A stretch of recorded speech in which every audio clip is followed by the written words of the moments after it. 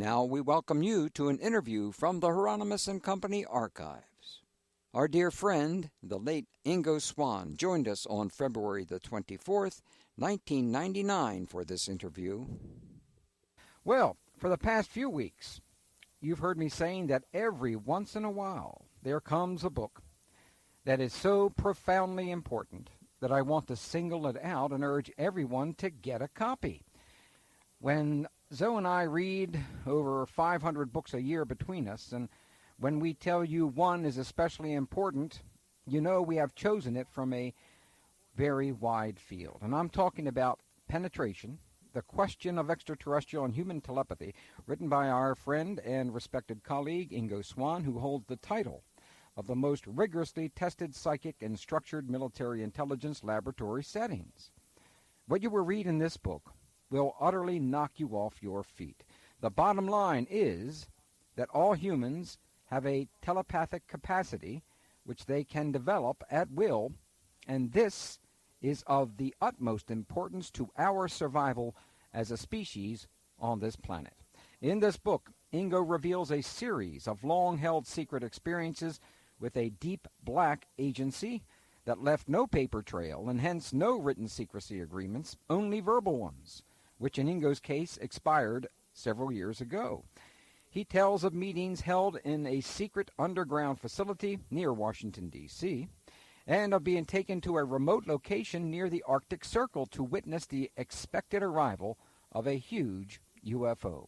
Ingo also explores the fact that we officially know far more than we're admitting about the moon, its origins, its atmosphere, its occupants, and many other unusual features. I have known Ingo for over 20 years. He has been our guest on 21st Century Radio several times to discuss his earlier books, Everybody's Guide to Natural ESP, Purple Fables, and The Great Apparitions of Mary.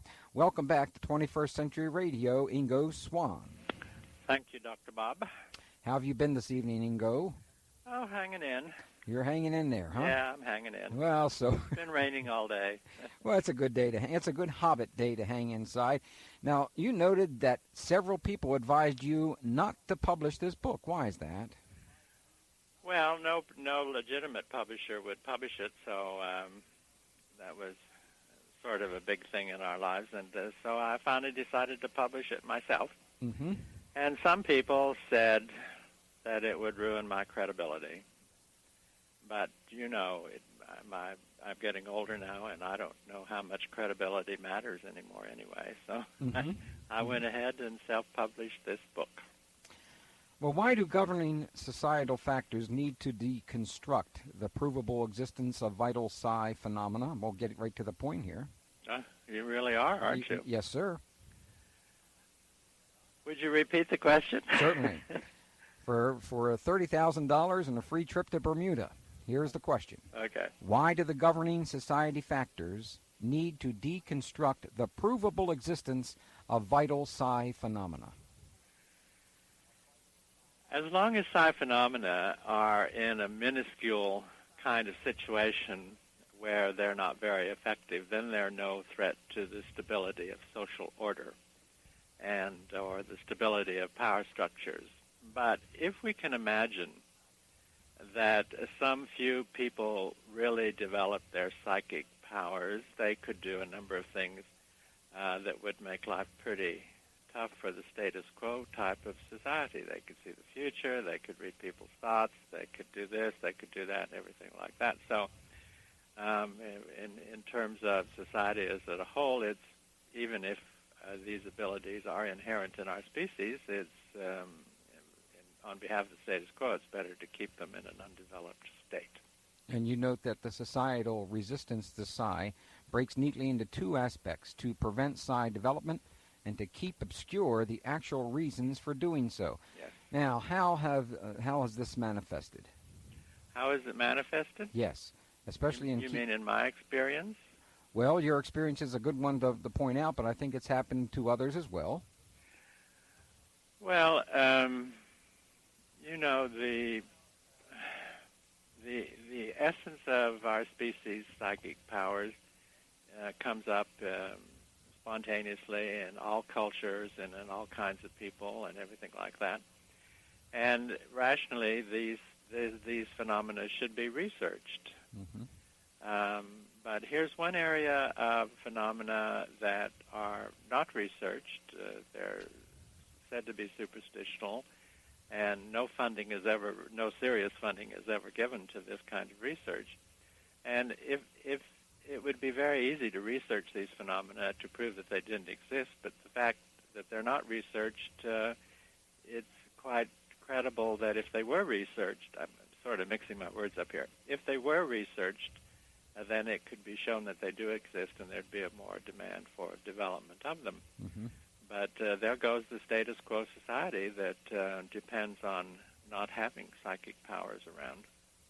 Psychic powers are a threat to the status quo. Well, they're a threat to certain kinds of situations.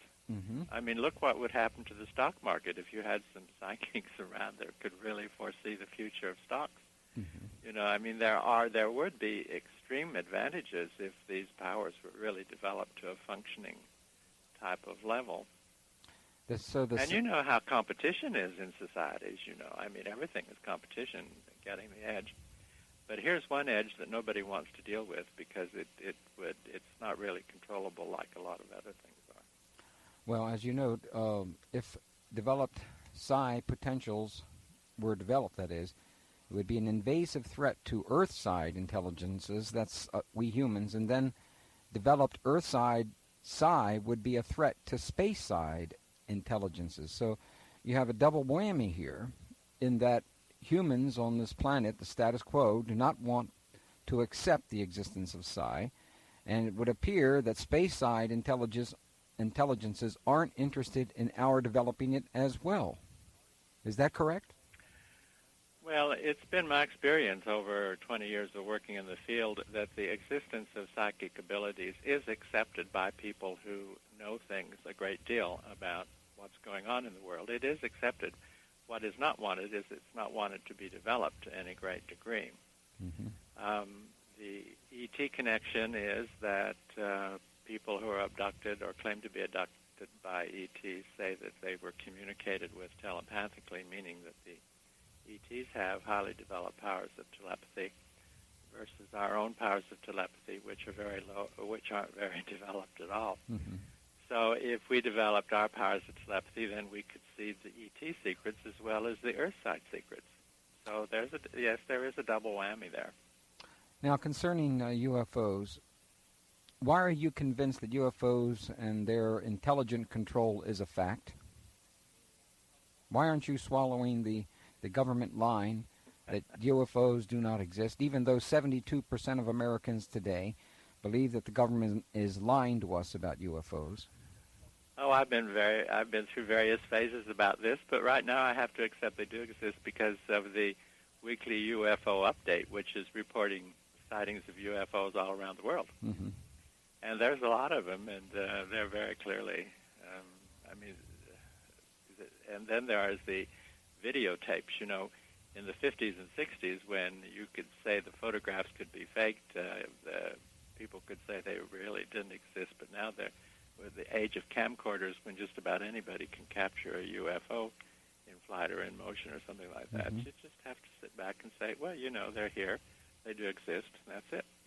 Well, what convinced me that UFOs existed once and for all was not only researching the subject, but the reports from the Freedom of Information Act, the 30,000 pages that were extracted from the files of the United States Air Force and Navy, DIA, CIA, NSA, NASA, etc., prove beyond a shadow of a doubt, as far as I'm concerned, and others, that UFOs do exist. And we've known it for, 5 decades, something like that? Oh, probably more than that, actually, but for certain since the 50s. Mm-hmm. It's not even a question anymore whether they exist or not. Well, they just exist. It's that simple. And people who are walking around saying they don't exist belong 60 decades ago. They're just not up to date on all the information that's available. The information available about the real existence of UFOs is just enormous. Enormous, yeah.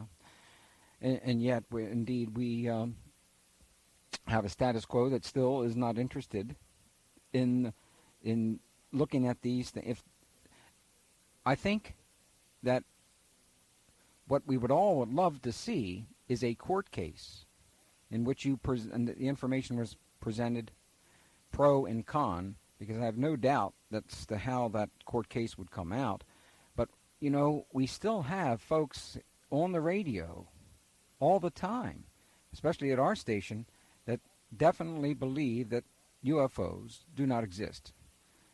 And they, as a matter of fact, that is the vast majority of talk show hosts in this country say that kind of thing, even though, especially on this station, 86% of our listeners do believe that UFOs exist, even though they hear this BS day in and day out that they don't. Now, your involvement with psi research began in 1971, and by late 1972, you participated in a CIA-funded tentative research project at Stanford Research Institute, headed by Dr. Hal Puthoff, who has joined us numerous times here on 21st Century Radio. What were the results of that program, and what was accomplished? Well, the results of that first program was that the program went on for 15 years, and that number of psychic phenomena were confirmed to the government oversight committees, the ESP exists and so forth and so on. And remote viewing was developed to quite an interesting degree. So it was just an ongoing thing that went on for a long time. The reason for the ultra interest at that time was it was in sort of to answer the assumed threat of psychic developments in the Soviet Union. And when the Soviet Union sort of vanished, then there was no need to progress with this any further, so it was sort of let go. But a lot of stuff was discovered during those 15 or 16 years. Well, I think one of the things that you've changed considerably in psi research is how to get rid of boredom involved in particular areas, and I'm glad that somebody did it. But in April 1973, you suggested an attempt to cyclically go to Jupiter before the Pioneer 10 got there in September 1973, and then you compared notes, and when we return, we're going to find out the results. I found these results extraordinary, Ingo. You must have cheated somehow. I'm sure that's how PsyCop. that's how PsyCop had to answer this, because you must have read a book up there or something before you saw these things up there on Jupiter. We'll talk about them when we return. Our guest is Ingo Swann. We're discussing his profound new book entitled Penetration, The Questions of Extraterrestrial and Human Telepathy. We'll be right back after this. Hello, this is Tom McNear, a remote viewing student of the great psychic Ingo Swann and an original member of the Army's Stargate Psychic Program. You are listening to the amazing 21st Century Radio with Dr. Bob Hieronimus. We are back and returning now to our guest. Okay. Well, as you noted, Ingo, boredom is a big problem in psi research, and in order to alleviate some of the boredom in the routine research, in April of 1973, you suggested an attempt to cyclically go to Jupiter before the Pioneer 10 got there in September 1973, and then compare notes. What were the results? Well, it was a very gutsy type thing, I almost wish I hadn't suggested it at the time. Arrangements were made for me to say what I could about Jupiter, and these were all typed up and sent around to a lot of famous scientists to hold in their hands and against the potential feedback, which would begin when the NASA space flights got there. So I said a lot about Jupiter. I identified a ring around it, which everybody denied right off the bat could be possible, and various things about the hothouse effect and CO2 in the atmosphere and crystals and this and that and so forth and so on. And it was the ring around Jupiter wasn't discovered until 1979, so there was a 6-year waiting period for that one.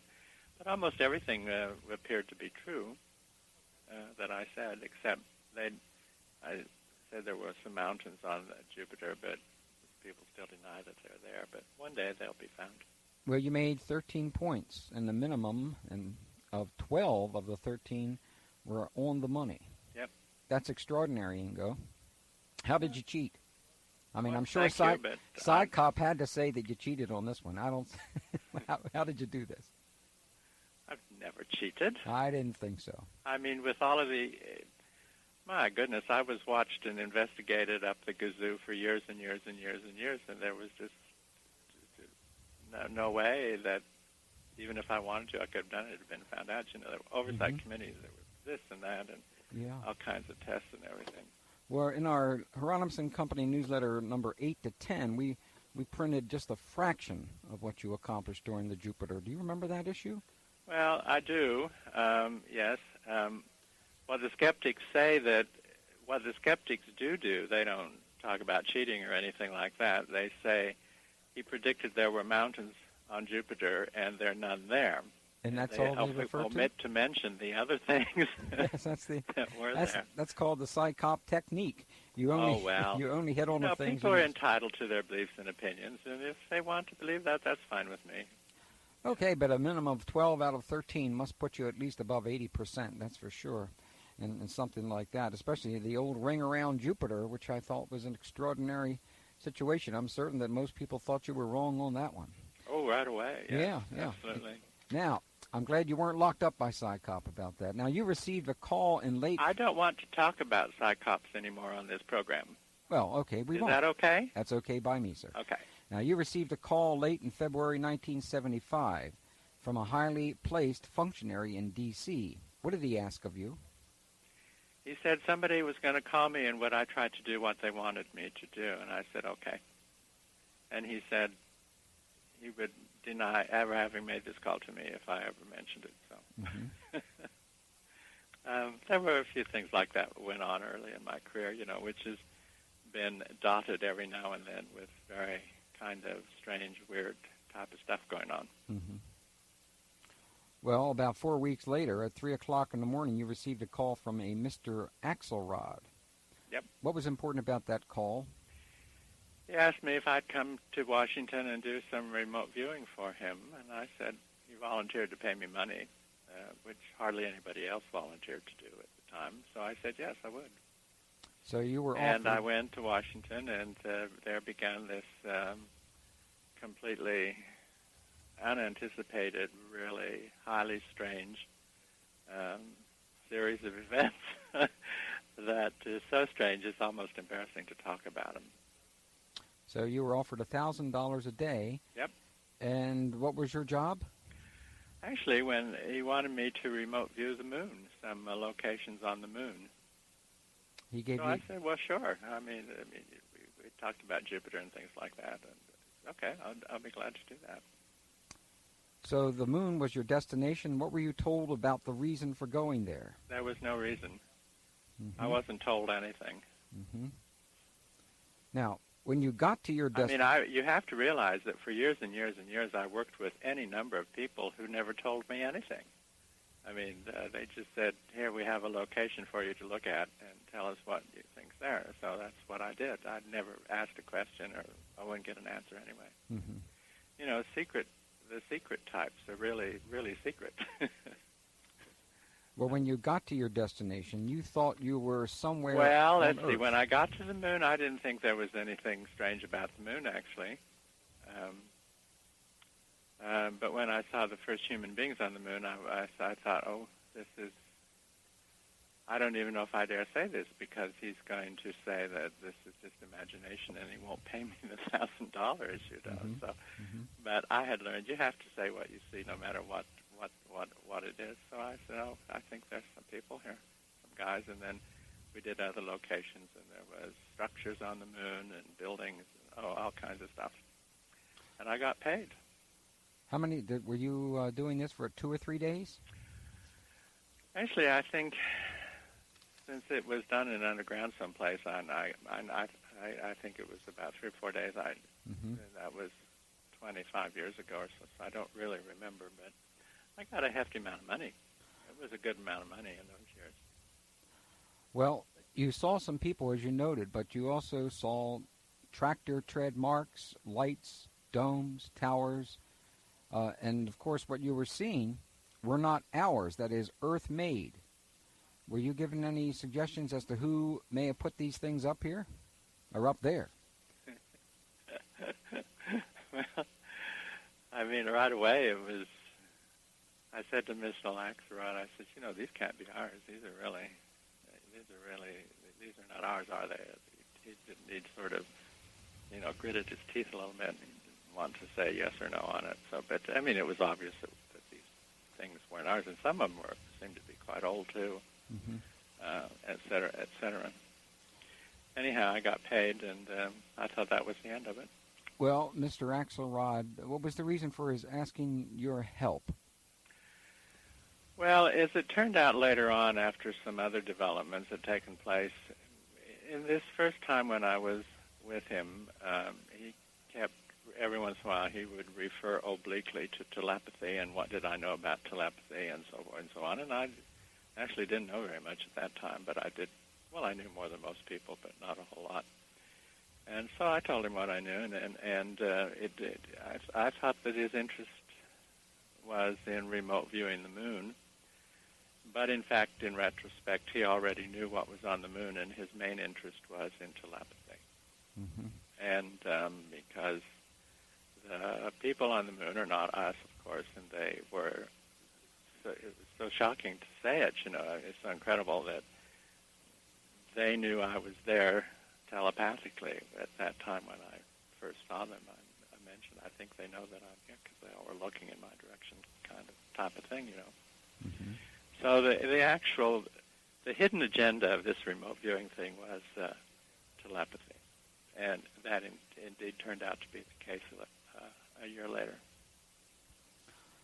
Well, as you pointed out, and I would imagine he did as well, Axelrod, the ETs were apparently not happy about our manned missions to the moon.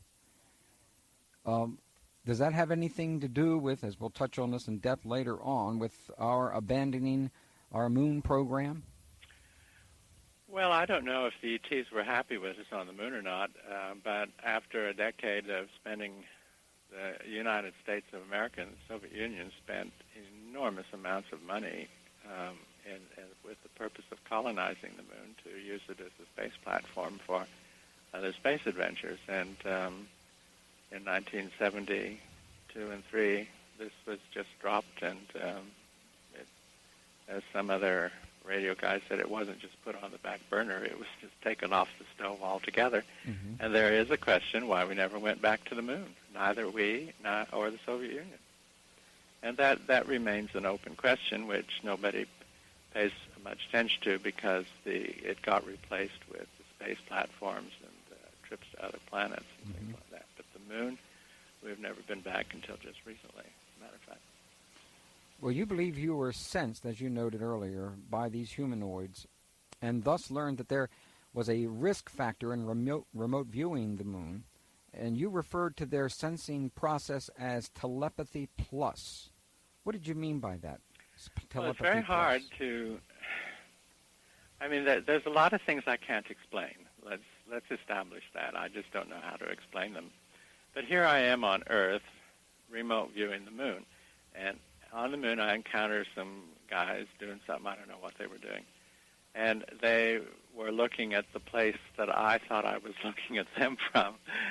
And, I mean, what of me was on the moon that they could look at it where I was? This doesn't quite make sense. But they weren't looking at me back on Earth. They were looking like at the place where I thought I was looking at them on the moon. And I said, well, this is a very highly developed kind of telepathy, if indeed it is telepathy, or it should be even called that. And it's just something that I can't really explain, amongst many other things I can't explain. But it indeed happened that way. So they sensed you, and they looked in your general direction, sensing you. Is that correct? Well, yes, in a certain sense. But actually, since I was on Earth, right, I didn't really have a general direction on the moon. But I was someplace looking at them in the proximity of them, so I could be able to perceive them, you know. And that's what you were... And that's what they were looking at. They were looking at that place where something was about me. Well, you did drawings of what you saw, and Yeah. you wrote about 15 pages of notes for Axelrod, and you never saw those notes again. No. And you pledged 10 years of confidentiality. Yes. Axelrod promised you feedback for your psychic spying, Yes. and eventually you did get it of sorts. And when we return, we'll find out what kind of feedback you've got, and then we'll talk a little bit about that source of information and a few others. By the way, friends, I believe it's perhaps next week. Next week we will have Fred Steckling's son, I believe. Yes, his son. That's fabulous. Yeah, he's joined us in the past before, and you certainly have lit a fire under us to check him out once again. And, of course, we're trying to track down George Leonard, and we have already located and talked to William Corliss concerning his wonderful section and his research material. But unfortunately, Mr. Corliss does not do radio interviews, so we won't be able to follow up on that. Our guest is Ingo Swann, and we're discussing his profound new book entitled Penetration, The Questions of Extraterrestrial and Human Telepathy. We'll be right back after this. My name is Jonathan Meter. I just was interviewed on Bob Hieronimus's 21st Century Radio program, a fascinating program that I think a lot of you are going to enjoy. I was talking about two of my books. One is In Praise of Women, which I did 20 years ago, and the other is Ancient Egyptian Symbols, 50 New Discoveries. My wife and I discovered the meaning of a lot of the most important symbols, and leading Egyptologists agree that we're right. You can learn more about our books and about my artwork at jmeader.com, jmeter.com. We are back on 21st Century Radio. I'm your host, Dr. Bob Hieronimus, and we'll return now to our guest.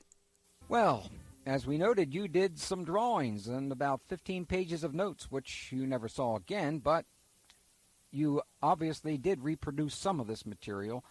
So, in what form, and you were promised some type of feedback on your so-called psychic spying, in what form did the feedback come in? Well, although Mr. Axelrod sequestered all of my paperwork that I did for him, a few days after I was back in New York from Washington, I just made some sketches of the kind of structures I saw.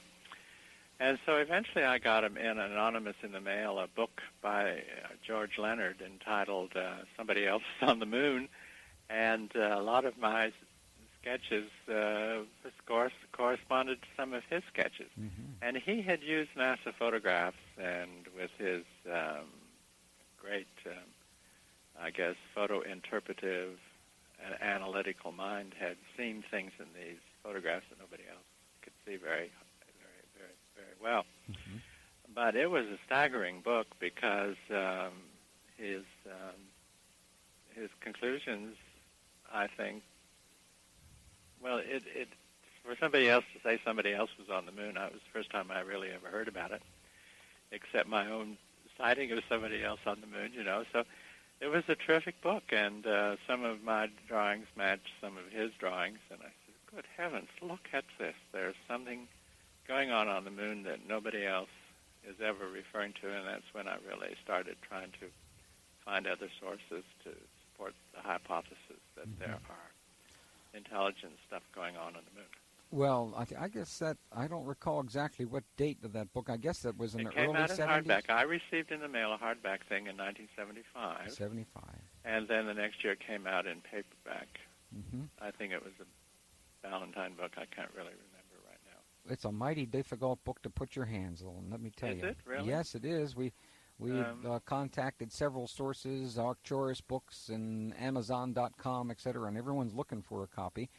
But it's a tough even to find. However, there are others that are more easily I'm sorry, locatable. It was Pocket Books that published it in 1975. Was it Pocket Books? Mm-hmm. Mm-hmm. The paperback one, yes. Now, a former NASA contractor named Donna Tietze has gone public with her experience learning that NASA routinely airbrushes UFOs out of their photos. This was reported in our newsletter number 7. Is there other evidence that confirms this airbrushing out of unwanted things within NASA photos? Well, there's a lot of photos that got through before they realized they had to airbrush things out. It's a pretty confusing story, but there's some pretty. We're talking about a cover-up of stuff going on the moon, right? Right. And if you permit me to take a minute here to put it in perspective, I'd be glad to do so. Go ahead, sir. Have you seen the movie Enemy of the State? No, I haven't. It's about the high degree of spying technology that the CIA has. That can read from a satellite 400 miles in the sky. They can read a gum wrapper in the gutter of New York City, right? Right. So this is called high-resolution photography. Is that not right? That's very, very high-resolution photography. You know, they can read license plates, and they can, from the satellites, they can follow stolen cars. It's just tremendous, tremendous technology to see very high-resolution stuff. The moon has been photographed for, I don't know, over a century now. And beginning in the 60s, various kinds of high-resolution photography equipment were available, and they increased into the 70s. And they could certainly be used all around, you know.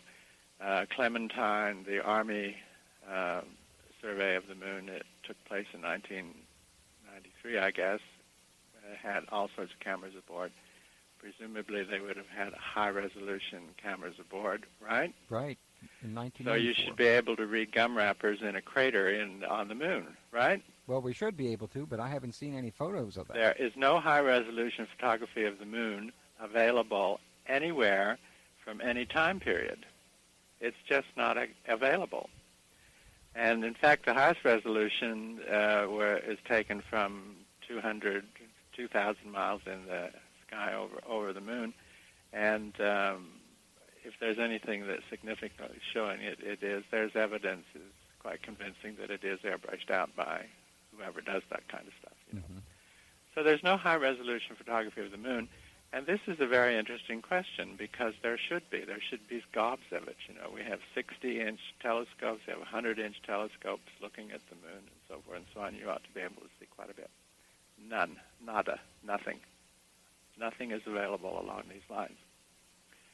And this is, I suppose, a cover-up, but the scope of it is just astronomical. It's just a tremendously big project to keep high-resolution photography of the moon, our nearest neighbor, out of the public domain. 1994, I believe, was when Clementine went up, and we were promised that we were going to take a look at some high-resolution shots of the moon. Yes, and as you we know, were. we just didn't see them. Never. And as a matter of fact, there have been other instances in regard to that as well. So it suggests that there may be something up there that... Let's be a bit stronger. Can we suggest that there is something up there?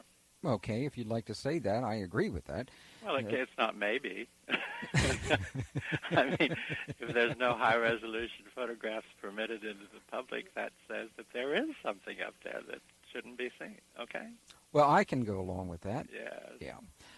So when we get into, there's a whole section you have on telescopes. Yes. That I found fascinating because I had not paid enough attention to this, that say, for instance, what if we went out on the market and said, now, we want to purchase a good-sized telescope to see what's going on in these craters out there. What's about the largest size? 16 inches. About 16 inches. To get something bigger, you have to go up into 5-6 figures. 16 inches. And it's very confusing because it's very hard to get a conclusive answer to this. I'll be honest with you. But I think 16 inches is about the biggest you're going to get, and with that, you can see something the size of a football field or maybe 2 football fields. Mm-hmm. So if you see a dot on the surface of the moon with one of these available telescopes, that dot is about the size of a football field or more, and that's not very high resolution. You can't read gum wrappers inside that dot, in other words. That's correct. But I could be wrong. I did my best. I tracked down this telescope problem for over a year and a half, and I think that in general, what I've just said is more or less the case. What size telescope might you project that we would need to see some of these things on the moon? Well, there's the 60-inch ones and 100-inch ones in California that obviously have been used to look at the moon, and you should be able to see. If there is a dot that's a football field, you should be able to see the bleachers and the gold markers and stuff in that, so with that kind of telescope.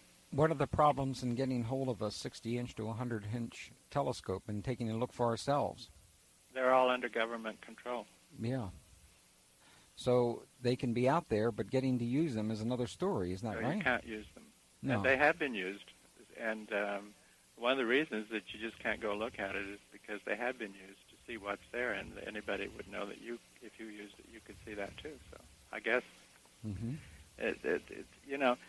I hate conspiracies, and there has to be some really good reason to say that there is a conspiracy, but this matter of high-resolution photographs of the moon and telescopes is just a gaping hole.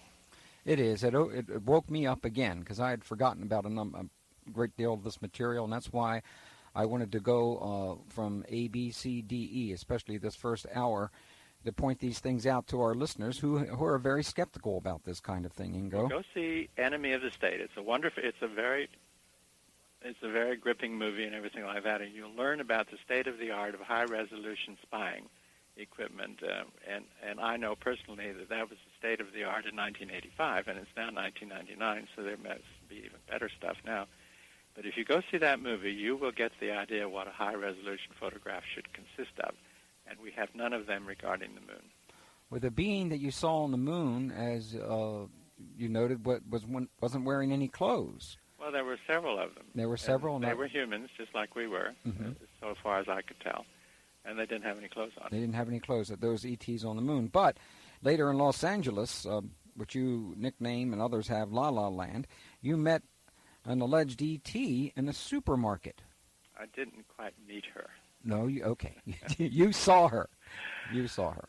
Well, Tell I was us giving about a that dinner experience. party for somebody down there when I was staying with a friend, and we went to the supermarket to shop, and I was going to have stuffed artichokes. You know, I'm a gourmet cook on the side. And as I got into the vegetable part, there was this incredibly sexy gal standing at the artichokes looking through them, you know, and she had, you know, maybe 3 inches of clothing on and dark glasses, and she was just statuesque and everything. I said, oh, my God, would you look at that? So I went over there and started fiddling with the artichokes, trying to, you know, I was obviously casing her out the side of her eyes and everything like that, and I got the strangest feeling. The hair on my arm sort of, you know, I got goosebumps all over and stuff, and it just dawned on me that this woman was an extraterrestrial. And I would have thought that was my imagination, of course. But when I had worked with Mr. Axelrod, he had two guys that sort of honchoed things around and so forth, and I sort of stepped back from this gal, and I got out the corner of my eye, saw one of these guys, you know, about 60 feet away, watching her and watching me, and I turned around, and there was the other one. There was these two of Mr. Axelrod's henchmen were there, I guess, following this gal around. Mm-hmm. And I put this together right away, and I said, oh, I've stepped into something that I don't belong in. So I skedaddled and went and hid in the bread department while I tried to figure out what to do. Mm-hmm. And the thing to do was to get out of the there. store. Yeah. Well, a few days after encountering this being in the supermarket, you did receive a call from Axelrod. Called me up, yes. yeah. Yeah, and he was very concerned about whether she had made telepathic contact with me. He was really, really worried about that. And I said I didn't think so.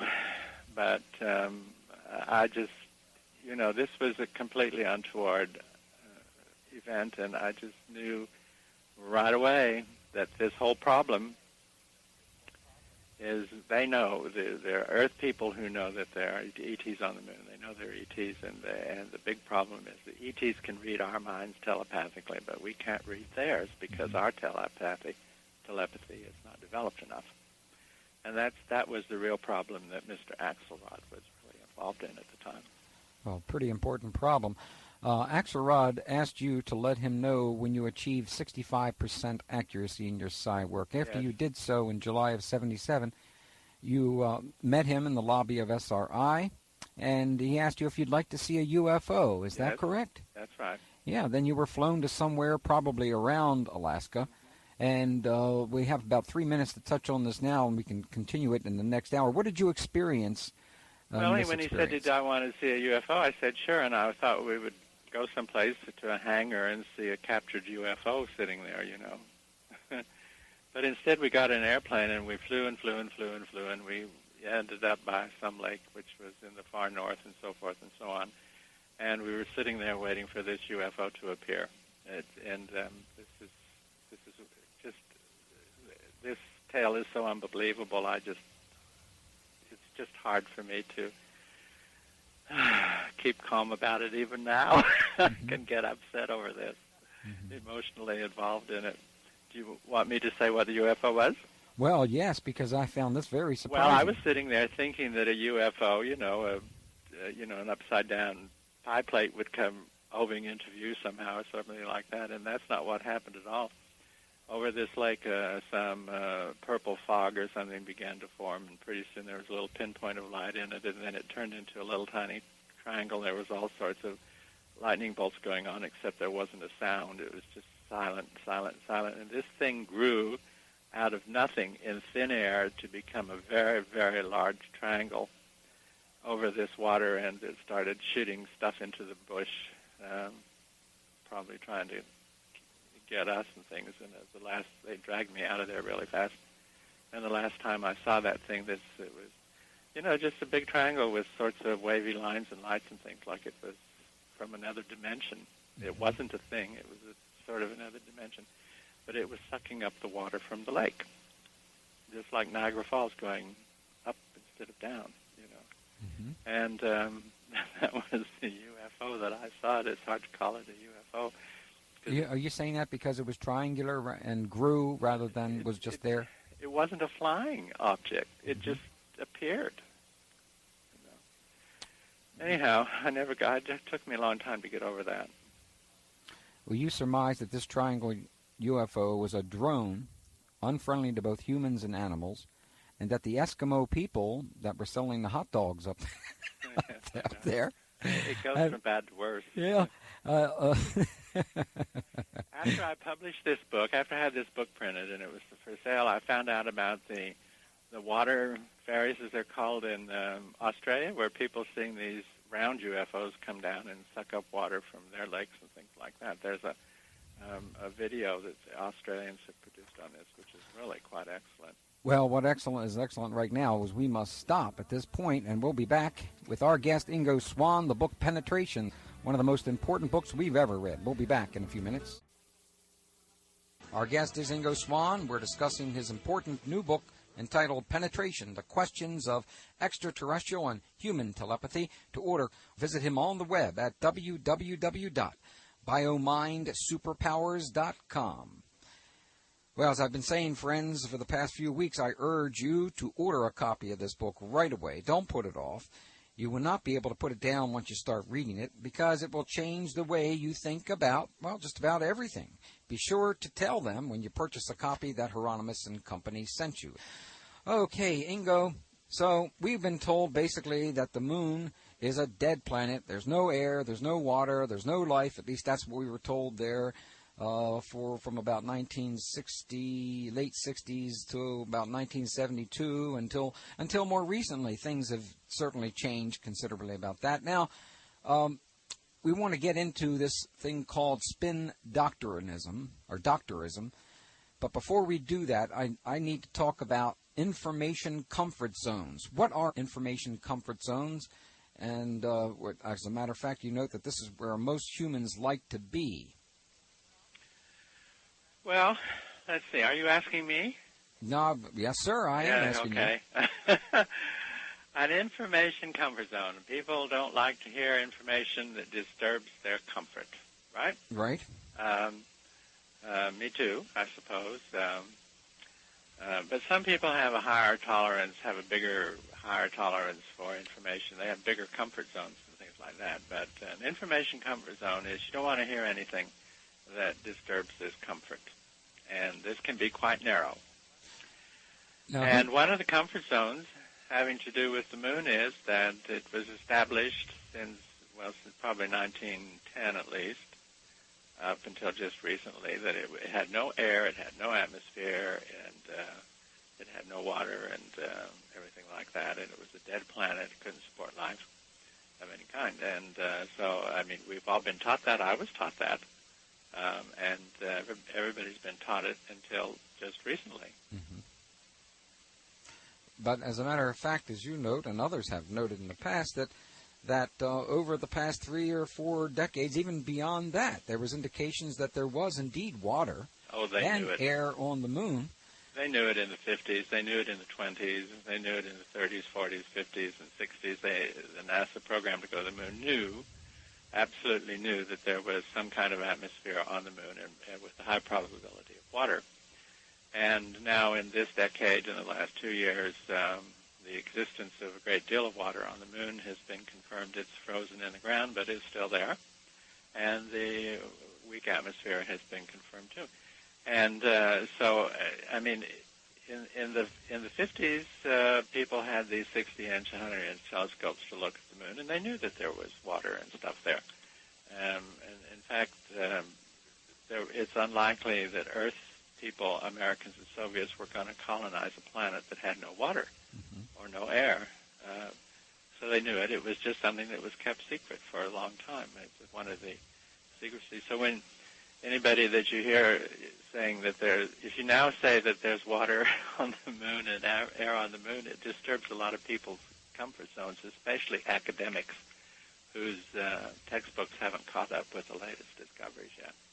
But this is an about-face from almost a century of denying that there was air and water on the moon. It's a complete about-face. Who creates these comfort zones? Who constructs these realities of the information? Society does, I think. We're taught to fit into a comfort zone. And actually, most of us are taught to fit into a particular society and a particular social echelon within that society, and any information that extends beyond that disturbs the comfort zone of the entire society. Mm-hmm. So it's not that we create them ourselves. They're sort of imprinted into us at some point. Mm-hmm. Yeah, that's the point that I want to get to a little later on. You note that the big four, and that's the government, military, science, and media, are part of the those that create our comfort zone. Well, I think you have to include the big five. Academia goes in there, too. Academia? Yes, I guess so. I mean, somebody creates the greater social overview that everybody's programmed to fit into. There's no doubt about that. And it's the top of these social pyramids that decide how the society is supposed to be formatted, I guess, in a rough way anyway. And anyhow, we all have comfort zones, and we resent any information that disturbs those comfort zones. Mm-hmm. I think we find that in our daily existence in just about everything. Now, there is some evidence that indicates that the moon may be hollow. What can you tell us about that? Well, I would refer people to the scientific literature. In the 60s, there were a number of scientific documents saying that the moon isn't as solid as we think, and even Carl Sagan made the open statement that a natural satellite cannot be hollow, and if the moon is hollow, then it's not a natural satellite. And so this isn't me making this up or anybody else. This was published in scientific papers in the 60s and 70s. It's still being discussed today, that the moon is exceedingly strange, that whether it's a natural or an artificial satellite is much in question by now. It's that simple, and that's not even, and that's within science proper, actually. Well, you've referred to William Corliss's compilation, The Moon and Other Planets, a Catalog of Astronomical Anomalies, as a most comprehensive resource, and also NASA's 1968 publication, Reported Lunar Events, NASA Technical Report R277, and you explained that it was incomplete, that particular report. What kind of moon events did that report present? They only presented those kinds that didn't disturb anybody's comfort zone. Yeah. And in fact, Mr. Corliss's books are wonderful, but they tend to be, more focused on a conventional approach to all these things rather than a non-conventional approach. I mean, they're extremely excellent reference books, however. But the thing that NASA got going about the anomalies on the moon, it was published, made available in 1968. The chronological catalog of reported lunar events. These have to do with lunar anomalies, of which there are many thousands of them. And the only ones put in this book were those that didn't disturb the comfort zones. I mean, and so it's a very strange report in '68, and one wonders why it was ever produced in the first place, because there are other books available, have been available all along, especially from the astronomers in Britain, which produce catalogs of all of the anomalous events, many of which do disturb people's comfort zones. You note that but the only photographs that they were discussing were those seen with the smallest of telescopes, and there were 579 events that they reported of a total of 2,600. Well, there's even more than that, but the British astronomers over there published a book that included at least 2,600 anomalies. Some of these are lights that come flying up out of craters in formation and go in one direction formation and then seem to change their mind and change their flight path in formation and go in another direction, And this is indicative of intelligence-guided flight, of course, and this disturbs everybody's comfort zones or everybody's cover-up agendas and things like this. So those were omitted from this NASA report. Mm-hmm. Well, I mean, if you don't know too much, all this sounds very convincing, what NASA does and so forth and so on. But if you know a great deal, then it becomes actually a farce, I suppose, is the best word for it. Well, this is a pretty serious farce. Well, yes, but, I mean, good heavens, I mean, talk about selecting data so that it fits with your comfort zone or your hidden agenda of cover-up and things like that. You have to really eliminate a lot of data, a lot of stuff that you just simply have to go in with a hatchet and chop off the things that you don't want in it. And there's a big pile of chopped up stuff. Yep, there is a good pile of chopped up stuff, and as a matter of fact, it may have something to do with intellectual phase locking. Yes. What is intellectual phase locking, and how has it created a divide and rule philosophy? There are some psychological papers on intellectual phase locking, but to get the idea of it, if you have a group of people that have a certain mental comfort zone that says, like, there are a few materialists around who think that everything is just matter. And so anything that comes along that says something, there may be more than matter, that disturbs their comfort zone, right? Mm-hmm. So if you have a group of people like this who think everything is just matter, and then they agree with each other and they become intellectually phase-locked on this particular aspect of existence, and they think that's all it is. So a comfort zone is not just an individual thing. It has to be shared by a number of people who cloned it in themselves, actually. Clone the same information within their own mindsets. And phase-locked situation is a mindset situation, which is just a number of people sharing an intellectual comfort zone. It's hard to make real good sense of this. It takes a few pages to explain it all. Indeed. Well, we're obviously trying to cover some difficult material here for our listeners who have probably heard this for the first time in their lives. Oh, I don't know. Everybody knows what. Well, I don't know about the Everybody listeners. knows what this means. Well, they may know what it means, but they don't necessarily know the terms. Yeah. Correct. Now, the reason why I've taken such a long time to get to these points concerning intellectual phase locking and comfort zones is because it seems like the information is out there if we do the research, but you have to know where in the world to go and what to read to find it. And the Big Five seems to have their own vested interests, and the Big Five, of course, would be government, academia, military, science, and media. Somewhat the same types of things that President Eisenhower was warning about us concerning the military-industrial complex in a simpler way of looking at it. Now, it seems to be that our education is being molded about certain things, and especially not just about what's on the moon, but what telepathy is all about. And when we return, we'll ask our guest, Ingo Swann, what telepathy is, because we've been told to view telepathy as mind to mind, and that may not be so. We'll be back with Ingo Swann. We're discussing his new book entitled Penetration, The Questions of Extraterrestrial and Human Telepathy. We'll be right back. Hello, this is Ellie Flippin, niece of the late psychic, visionary, artist, and extraordinary individual Ingo Swann. You can learn more about his archives, his paintings, and his books at ingoswann.com. You are listening to 21st Century Radio with Dr. Bob Hieronimus. Okay, so as far as the moon goes, we have been told that it's a dead planet. There's no use going there. And as far as telepathy goes, you note that telepathy is the most forbidden element of Earth-side consciousness, and that this must have something to do with telepathy plus. Now, we touched on telepathy plus last hour, a few words on it, but what would another definition or the same definition of telepathy plus that you used last hour be? Well, we have spontaneous manifestations of telepathy here on Earth, do we not? In all cultures, in all times, people pick up on each other's thoughts. It used to be called thought transference. Mm-hmm. So we have it there, and it's sort of spontaneous.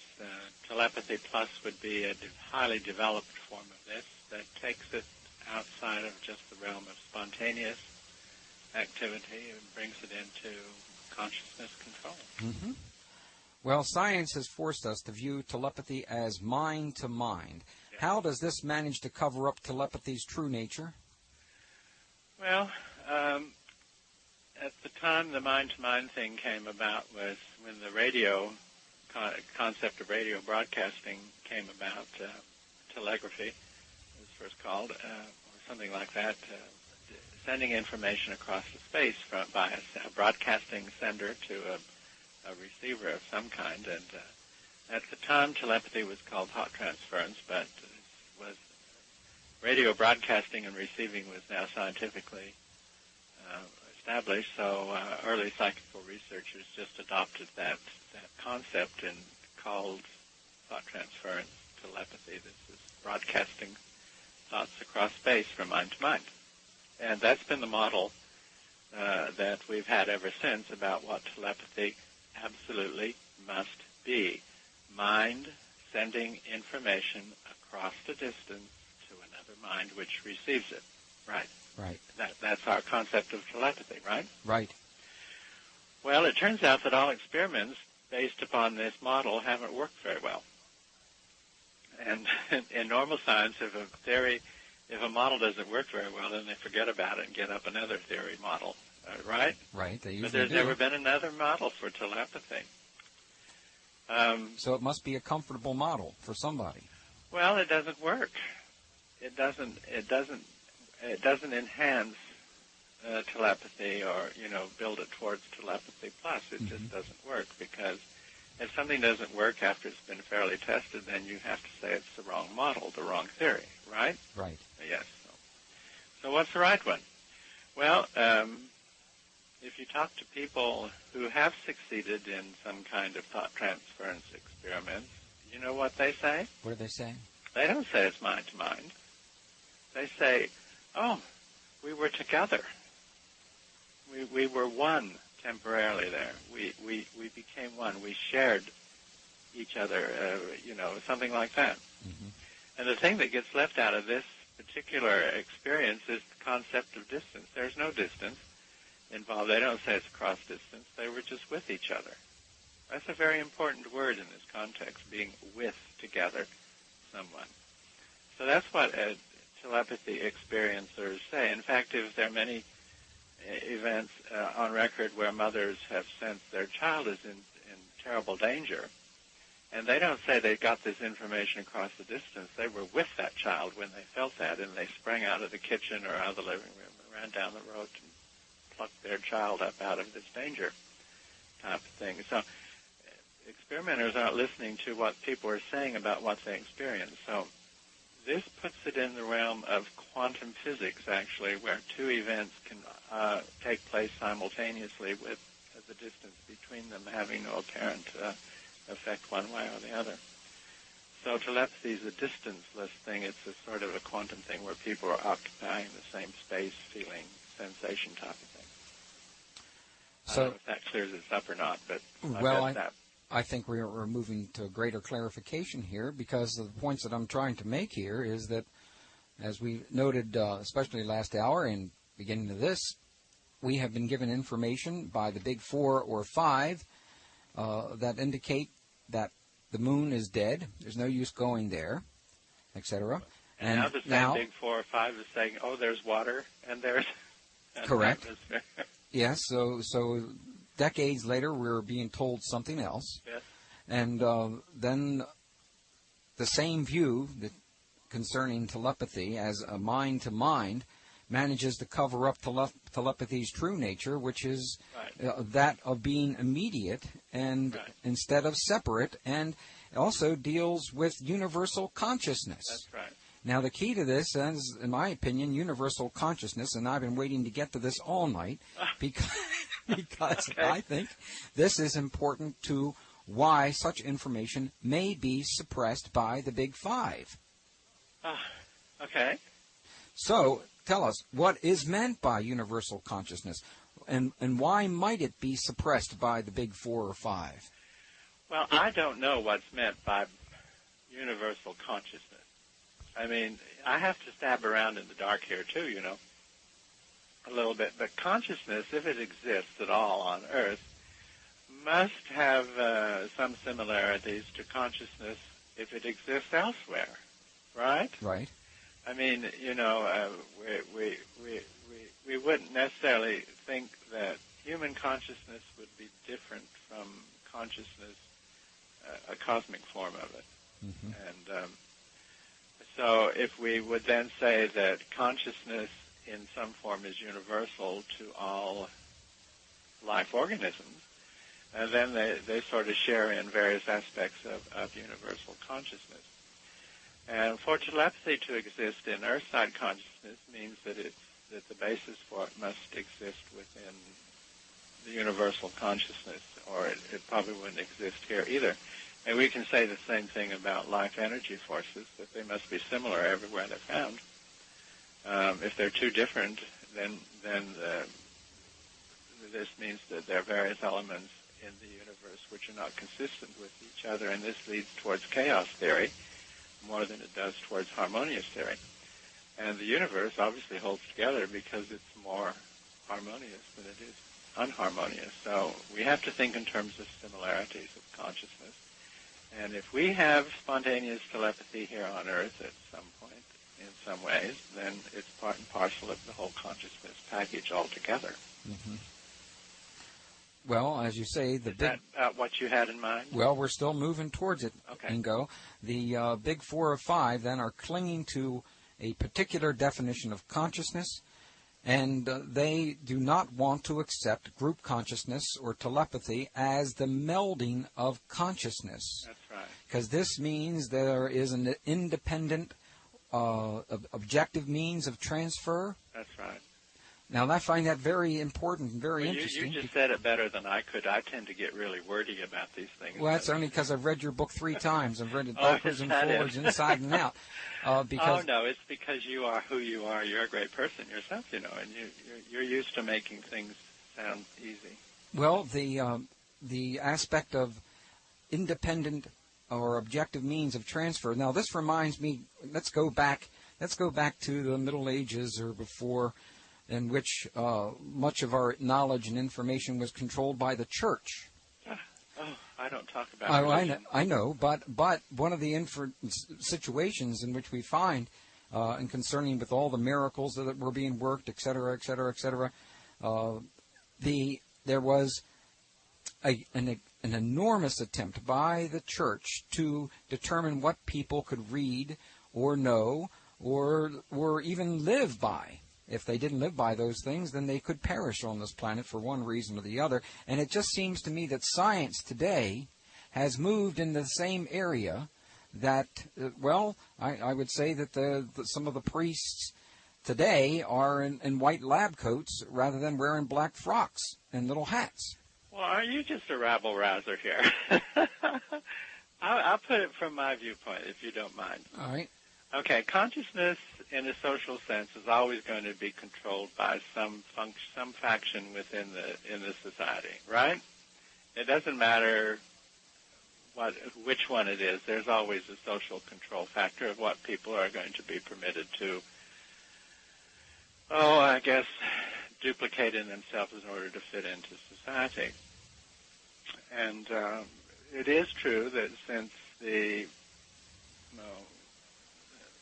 1300s or the 1200s, that there was an increasing rejection of the psychic phenomena. But this was across the board. So can't say that the church was completely to blame for it. It was just a phenomenon that took place. But there had been several earlier ones in the pre-Christian past. People conquered each other and they wiped everybody out that they didn't like and so forth. They tore down gods and they told people what they could believe and not believe in anything. So this is part and parcel of the human condition, and it shouldn't actually be laid at anybody's doorsteps because it's an ongoing thing within our earthside cultures. And since it is, we could correct this if we wanted to. We could say, look, the issues are important, the people aren't, and we could come to terms with it, but we don't come to terms with it, and I think there might be an extraterrestrial reason for that, to keep us from knowing too much. So that there would not only be, as we started out saying in the beginning of the program, an Earth-based psychics might not be happy about the existence of telepathy and that type of thing, but space-side psychics or beings who were more capable in this particular area would not want us to develop those kind of abilities. Now, concerning subliminal activities or subliminal communication, you refer to them, and my concern has been, of course, subliminal advertising in movies, TV, and print, etc. I understood that there were, after Vance Packard brought out Hidden Persuaders and then other books followed in the decade or so afterwards, that there were laws passed about subliminal advertising in movies, TV, and print. Is that true? It's not true. It's not true. It's not true. I'll give you a name of a person you can discuss this with, but in general, this is not true. It was put on a lot of agendas to think about what could be done about it, but there's no way of enforcing such laws, and nobody wanted to establish them in the first place because subliminal stuff sells toothpaste. You can get a lot of money out of subliminal seduction. But the authority on this would be Eldon Taylor, Ph.D., if you ever heard of him. Eldon Taylor. Yes, subliminal communication as a whole. This is his big thing. So, no, in fact, then, I'm wrong in thinking that we were protected in the late 60s. No, we're not protected at all. It goes on all the time.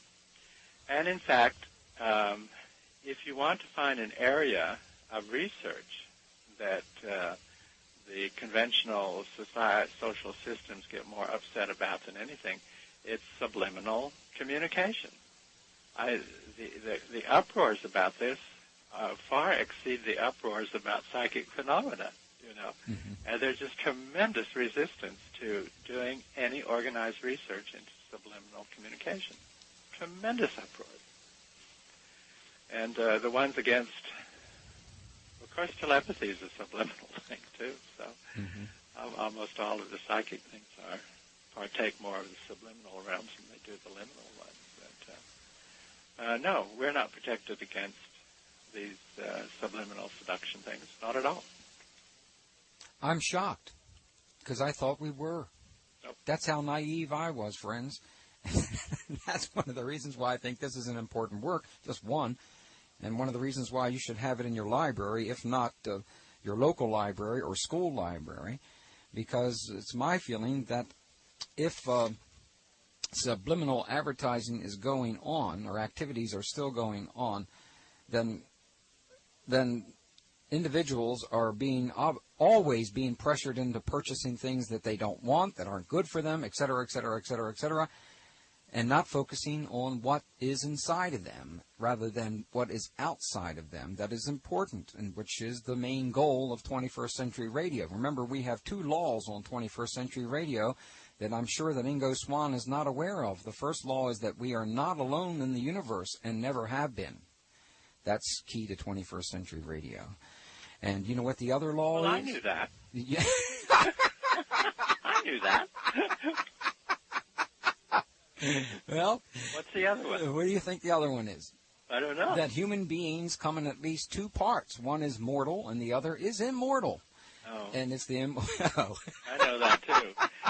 I guess. Well, that makes anyway. For in this part of the country, in this part of the town of Baltimore and Owings Mills, etc., that is radical thinking. But it's obvious to me, at least to most people, that that's just ordinary old hat run-of-the-mill stuff. But unfortunately, that's not the way it gets presented in the media today, or the big 5 of government, academic, military, science, and media collaboration, which I like to talk about an awful lot. Well, friends, we're going to take our final break on 21st Century Radio. Our guest is Ingo Swann, and we've been discussing his new book entitled Penetration, The Question of Extraterrestrial and Human Telepathy. Hello, this is Nancy Guterres. I'm the author of How to Talk to an Alien, and you can find out more about my work at theskepticalpsychic.com or talkalien.com. You are listening to 21st Century Radio with Dr. Bob Hieronimus. He is one of the most generous radio show hosts I have ever had the pleasure of working with. I think I'm going to call him Hieronimus the Magnanimous.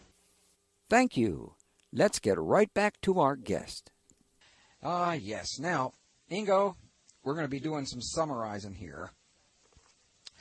So there are 2 factors that I want to emphasize here. One deals with the moon, the other deals with telepathy, and they're both kind of like interconnected in the taboo area.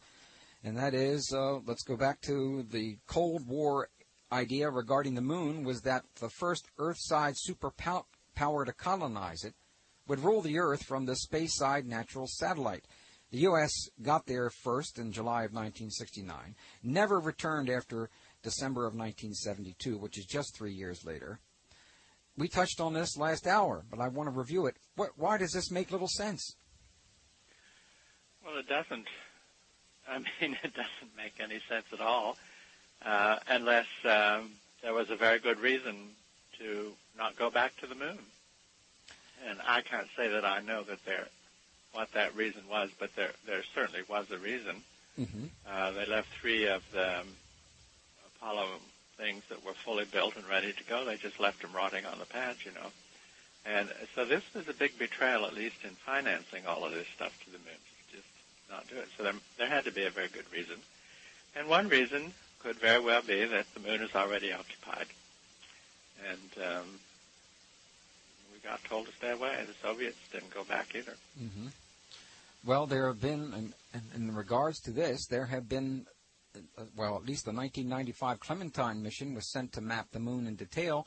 But, again, these high-resolution photos have yet to be seen by the public. And I think perhaps the reason may be is that maybe they show us things that NASA doesn't want us to see. Do you think that's radical thinking? Well, there's a reason for all this. I mean, it doesn't take much to say that, okay, they did high-resolution photography. It showed things they don't want us to see so that we don't get the high-resolution photography. The warning to keep away from the moon, if indeed that did occur, must have been accompanied by a very convincing demonstration of what would happen if we didn't pay attention. Mm-hmm. So, I mean, there's a big story here somewhere behind the scenes, and somebody who breaks into it, some intrepid investigative reporter, is going to make his life fortune out of this if he cracks this wide open, and I think somebody should crack it open. Well, I think with the kind of work that you've done and some others that they'll take some risks now in cracking it open, Ingo. In regards to, say, for instance, back to the big 4 or 5, government, academia, military, science, and media collaboration, together they've conditioned the public about the lunar anomalies, saying basically that the moon was dead. There's no reason to go there. There's no air there. There's no water there. But in recent years, very recent years, 97 onward, we are finding that NASA is saying that there is indeed a modicum of water there, maybe more than a modicum, and that there must be some type of atmosphere, even though the photographs that NASA has, at least some of them that I have seen in Steckling's books as well, indicate that there were clouds, there were vapors, etc. Yes, they're clear as day. Some of these things, Steckling's book is really wonderful, by the way. Yeah, it is. It's truly wonderful. It's an updated version which has just come out. I guess you've already seen that. I haven't seen it. You don't have a copy? In fact, copy? I don't even have my copy of the Steckling book because Antonio Huniz loaned me his for a couple of years, and then he came and took it back. Well, the dirty rat. And I would love to have a copy of the Steckling book. Well, I'll tell you what, just for doing... for joining us here on 21st Century Radio, we are awarding you not only Steckling's a copy book? of... Yes, we're going to award you a copy of Steckling's book, but not only that, we're going to obviously... send you a copy of the UFO Encyclopedia, volumes 1 and 2, courtesy of Dave Bianco at Omnigraphics. By the way, Dave Bianco, they send us these books, friends, because they are into the same type of things that we are, and that is education. They don't give away $142 worth of volumes here to 21st Century Radio so that we can just go out and sell their stuff. They know that we put them in the hands of researchers like Ingo Swann, Bud Hopkins, and John Mack, and others. And that, obviously, is very kind of good old Dave Bianco at Omnigraphics. And we'll send you also a copy. We should be getting an updated version of Fred Steckling's book. Would you prefer his updated one or the older one? Well, I guess the updated one. Yeah, that's a better one to get. I mean, by the way, the thing about the water and atmosphere on the moon, there was no way to sit on it anymore because the Japanese were publishing papers on this, scientific papers, and the Russians were leaking it out. After the Soviet Union fell, all their scientific documents started being sold around the world. And there was no way to keep that particular element secret anymore. So the Americans had to admit up to it, and they pretended they're the ones to discover it. But actually, it's been known all along. It's just that it couldn't keep that one covered up anymore. So that's why we have that. It's very similar to what happened with the life on Mars, which I've seen the reports back in 1976. Yes. That confirmed some type of life on Mars. Yes. NASA definitely knew this. Yes. As a matter of fact, it was presented to them repeatedly, and conveniently in 1997, they came out with the big statement. Yes, I know. Now, Bob, I was going to ask you one thing. You talk about the big four, the big five. Yes. Well, who's the big one that keeps all them in order? Well, do you think I know? I think you probably have some idea. Well, I have some ideas, but I certainly couldn't prove it.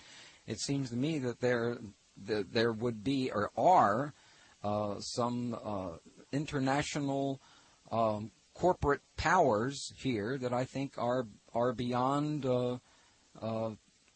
beyond touch of anyone within our government in the United States. Well, everybody knows that. But maybe you and I have known it for 40 years. Doesn't mean that our listeners know that. Well, who's the big one over all these international consortiums? But that I don't know. Oh, come on. Well, who would you say it is? Well, I'll let you be the first to announce it.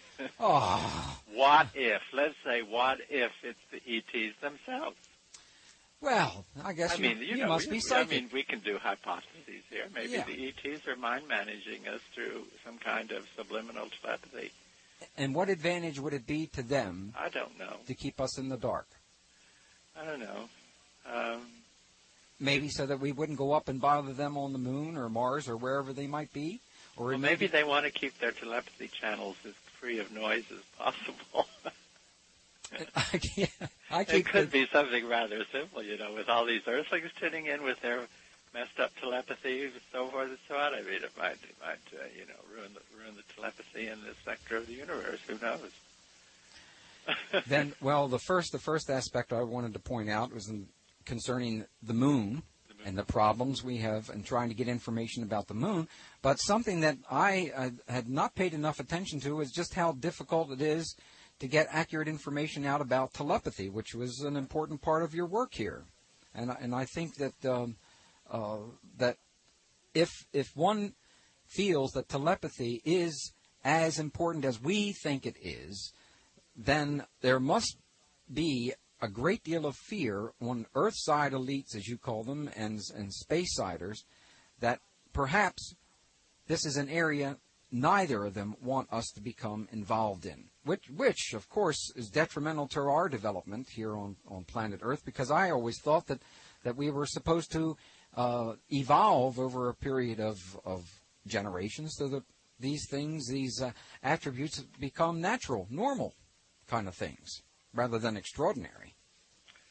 You have any comment on that? Well, the evolution and development are two different things, you know. I mean, evolution takes millions of years to get by with. You know, development can happen in 3 months. We're not supposed to develop outside of what we're supposed to fit into a society. We're supposed to fit into an ideological comfort zone, no matter what it is, whether it's Afghanistani or Chinese or Hindustani or American or Canadian or something like that. We're supposed to fit into it.